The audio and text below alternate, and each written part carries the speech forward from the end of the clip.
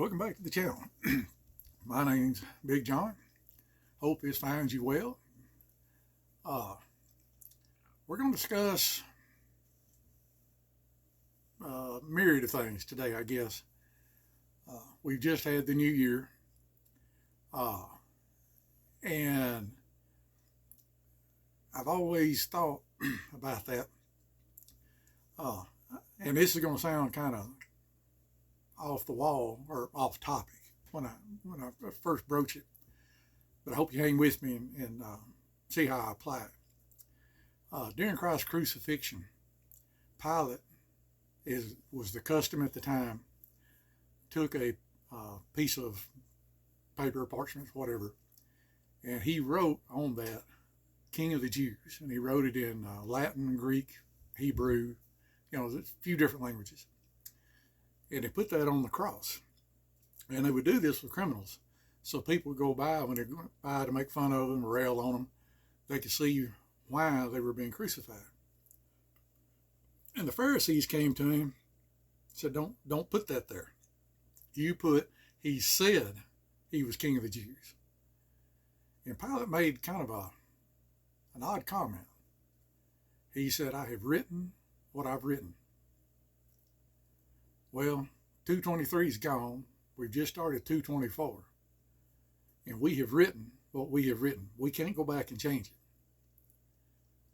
But when we look back on 223, and if we go into 224, are there things that we realize we need to do different? Well, how does this apply to security preparedness? Well, you've all been in public buildings, and there'll be a thing on the wall, in case of emergency, break glass. Of course, now it's not glass, now it's plexiglass. Used to it had fire hoses. They took those out because sometimes they dry rotted, so most of the time now it's just a fire extinguisher. But that's what it would say, in case of emergency, break glass. If your family came to you in an emergency and broke the glass, what would they get? Would it be a dry rotted fire hose that was absolutely worthless? Or would it be a fire extinguisher? Something that would be appropriate for the emergency. So while we're talking, those are the two questions I kind of want you to have in the back of your mind. I have written what I've written. I can't change what's happened before. But by God's grace and His mercy, I can start today to make those changes. So that when I'm saying this, believe me, I'm looking in the camera, I'm looking at me. I have the same issues. I look at the places I have failed. And so as we go into the new year, whether we need spiritual growth, which we all do, myself especially, are you in a good church? Do they teach Bible doctrine? Do they hold each other accountable? If not, I would encourage you to find that church. Again, I'm not trying to make this a religious channel, but occasionally it's going to ooze out of me, so to speak. Is it physical changes that need to be made?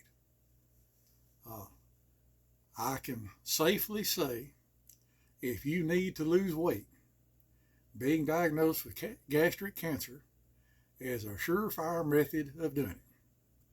I have lost approximately 100 pounds since I was diagnosed back in June. So it's not a way I would recommend. There's got to be easier ways to do it. But let's say we need to lose weight. We need to be more fit, have more endurance, more strength, better shot, learn skills. Well, first, we have to set our goals. What is a realistic expectation of our goals? So for me personally, I look at it and I say, well, I have gotten better about reading my Bible. My prayer life, I need to work on it. I catch myself not praying like I should as often as I should. And when I do pray, rather than just communing with the Father and what He would tell me, I'm kind of like sitting on Santa Claus' lap. Well, I need this and I want that, and I got this need, on down the line. That's something I need to work on there. So, what is my goal? I haven't really worked that out yet. I'm not sure how to quantify that. Now, physically, there's some things I need to do. I need to become stronger and rebuild my endurance after surgery and treatment. So, one of my goals is to be able to do 100 burpees, 10 pull-ups, ruck 12 miles in 4 hours with a 35-pound pack. And that's dry weight, that's not counting water. So I have, and also I want to be able to shoot a high master score on the 5x5 pistol drill and a par time of less than 20 minutes on the 100-7 carbine drill. And those are a couple drills we'll go over later. And I will show you on a upcoming video. I'll actually shoot the drills for you. I probably won't shoot the 100-7 completely because one, it'll be too daggum long, and two, I don't think I could do the 10 reps right now. But I'll at least show you the process. So once we have our goals, we need to develop a plan. As the old saying is, failing to plan is planning to fail.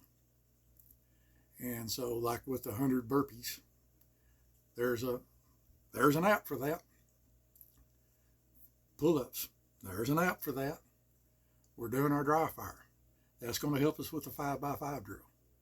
So I would encourage y'all to set your goals and hold each of us accountable. You see me, ask me how my burpees are coming. I'll be honest, I can't do a pull-up right now. So ask me how I'm working on it. Am I progressing there? Ask me about my spiritual life. There's a good friend of mine, a dear friend, a pastor here locally. I won't call his name, but he holds me accountable because 9 times out of 10, when I see him, one of the first things he'll ask me after, how you doing? How's the family? He'll ask me, what are you studying? And I got to have an answer. And I'll be honest, there's been a couple times I had to think on the fly right dadgum quick because I didn't have a good answer. So now I try to have one ahead, so to speak, in my back pocket, But he holds me accountable. As men of God, we should hold each other accountable. Not in a mean fashion, but in a loving fashion. All right, that's all I got for that. Comments, questions, criticism, wisdom, you know it, put it in the comments. And as always, I remain your humble and obedient servant, John Alsterbrook. And I hope you have a blessed and prosperous year. Good day.